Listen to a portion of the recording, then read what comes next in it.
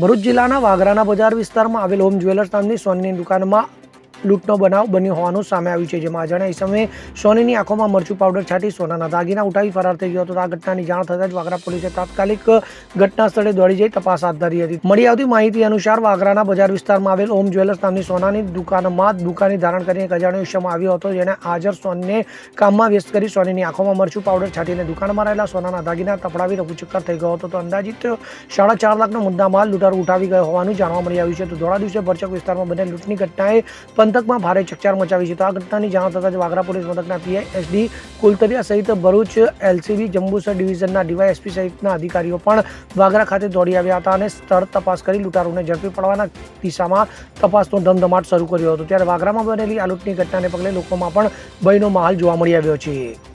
સોની છે, મારી દુકાન વાગરા મેન બજાર હોમ જ્વેલર્સ નામથી છે ને ધોળા દાડે એક માણસ ટોપી પહેરીને દુકાનમાં ચેન લેવા આવેલો હતો અને પ્રમાણે ચેન ને સેટ બતાવવામાં આવેલો. તો વાતચીત એવી થઈ કે આગળ ફોટો પાડીને મોકલી આપે છે આગળ ને જે પસંદ પડે તે વસ્તુ લેવાની છે. એ હિસાબે ભાઈ આગળ ફોટા પણ મોકલા એવું કીધું કે સેટનું વસ્તુ પસંદ કરી છે એનું બિલ બનાવો.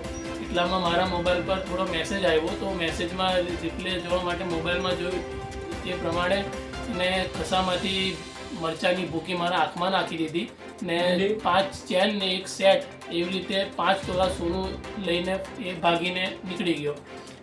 એના પછી પાછળ બૂમ કરી પછી વાગરા પોલીસ સ્ટેશનમાં મેં ફરિયાદ કરી. 4 લાખ રૂપિયા જેવું સોનું થાય છે. જીતુ રાણા સાથે CN24 ન્યૂઝ ભરૂચ. હવે જુઓ દેશ દુનિયાની તમામ ખબરો તમારી આંગળીના ટેરવે. ઉઠાવો મોબાઈલ અને Google Play Store પરથી ડાઉનલોડ કરો અમારી CN24 ન્યૂઝ મોબાઈલ એપ.